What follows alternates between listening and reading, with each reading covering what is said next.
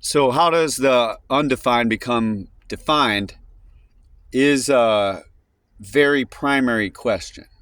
And to answer that question, you have to assess how are these things that become variables that can have values, how do they become defined? Such as power. Initially, the power of C, and within itself, is infinite. After C expresses in a verse as a variable which is a value, and then subsequent variables and values within them, then its power is defined. How does that happen? Its power of expression is defined. Where the power comes from is still infinite, C. So you have infinite amplitude that's undefined. You also have rate and wavelength separation, and those are undefined. But those are zero. In C, there is no wavelength separation. There is no rate. Those two values are zero. And they're not even variables until something enters nothing, until C turns those zeros into plus A minus B. And that's your initial polarization patterning. And they exponentiate each other. The multiplication is the most simple exponentiation between two, in an isolated theoretical instance, stationary values.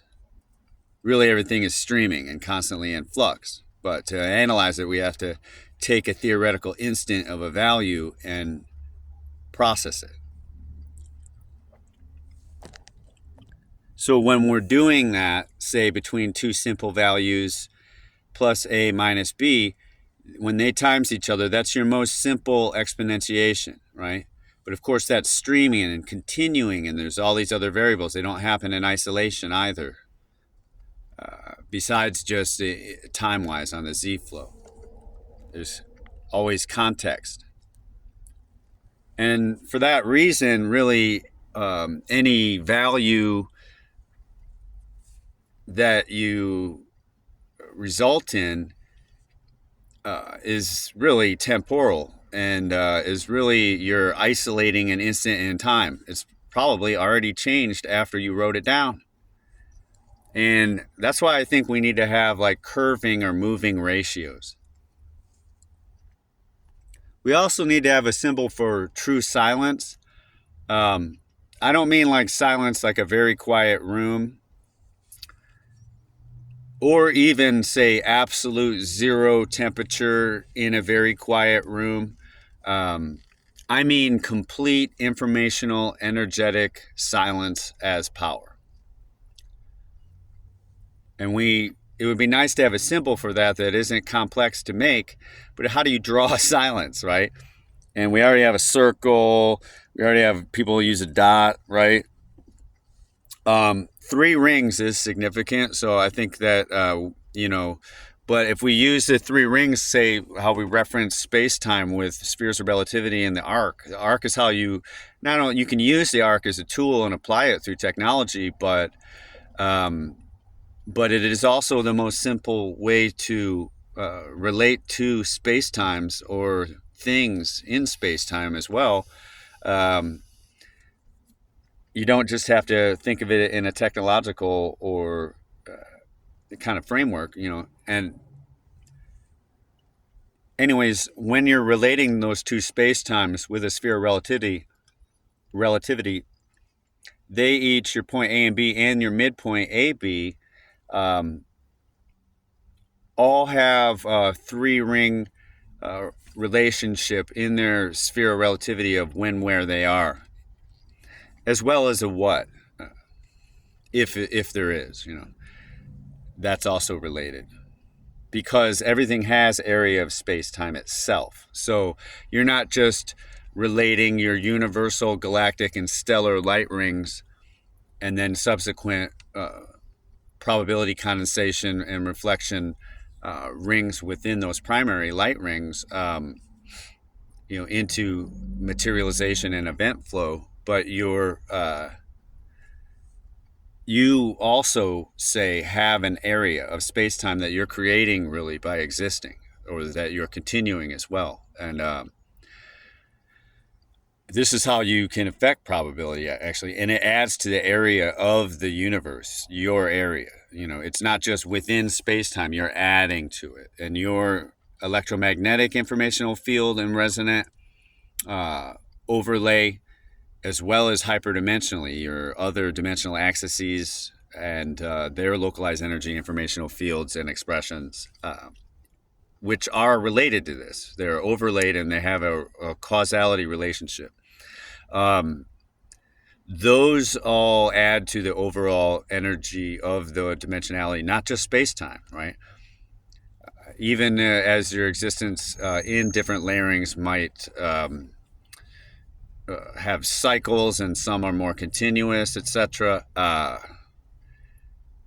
As a thing exists in space-time, it adds resonant and energetic informational area to the overall dimensionality. It doesn't just exist within it. And that resonant, energetic, informational, hyperdimensional field, because it extends above the electromagnetic into other energies, basically, as the power goes up and the frequency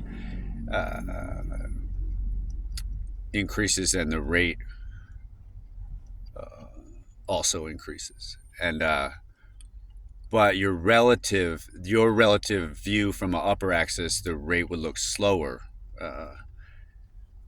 if you're looking lower hyperdimensionally in the area of the overlays. But anyways, you add to that area and your informational field merges with the overall space time overlays. There's the power is really what creates the probability condensation. Its reflection at the same time, which makes probability waves between them as it condenses into points of finality, which stream an event flow in the amalgamation of all of these things, not just one particular isolated object, right? And so what you'd be doing is relating two places in time as a what, if it is. Your midpoint may likely have nothing in it or nothing significant. There could be gases, etc. So that might have to be considered, because that midpoint is like a filter that you're matching point A and B up with. But I don't want to go too much into the arc and everything. That's a separate subject. But I was more relating how you're adding area to space-time. Your body is. You're not just in it. So I think that's kind of a significant primary thing. And on that edge where space-time is, it's bending even more because of the planet existing and you existing, right? You're part of what bends it at the edge of the planet because you're on it, but it's also bending around you as an individuation. And that merging of those energy, information, and resonant, but it extends above resonance, fields is what's warping or bending that space-time around you. And that is how you affect probability, actually, is that, or even the planet just existing, right? The planet, may not, have decision points in the way that we understand, at least. It's not going to suddenly go left. It's on an elliptical orbit, for example. But it's affecting space-time. And without that probability, you wouldn't be on the planet to make your probability decisions, right? So in the probability condensation, if this then this, you need the larger power objects to create the context for the smaller watt objects to further alter, create movement, complexity, or simplicity within energetic informational event flow. Probability reflection is how these small affects the big. It's like biofeedback in a way. And that reflection interacts with the condensations that are incoming. And this is how the past and the present are connected through probability waves. And these probability waves occur really around cascadance, hyperdimensionally. There's direct cascadance of C, and they happen around that in those pathways. There's pathways of basically localized energy information creates pathways for C. So C makes plus A minus B, but plus A minus B also maintains the pathways for C. And also those pathways can become, they don't just end at points of finality. Those points of finality are what cause localized energy information interactions, which also are hyperdimensionally permeable. Between dimensional axes, these energies can merge and interact. So there's a threshold, but those thresholds are interaction areas, which obviously maintains the unity not just by C directly, but within itself. But anyways, we need a symbol for true silence, and three rings wouldn't really work, because I would want to use three rings to talk about three rings, right? But three rings is a big way of how you could get to silence or approach it. So I'm not going to try to decide on a symbol right now. I'm just saying we need one, and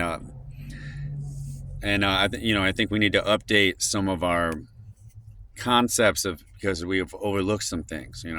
We've assumed some stuff that we need to go back to so that we're not just like running in a field of flowers of thought and ideas, but we can't describe or understand certain things. We're actually a little bit lost in the dark because we got so excited we ran off too fast.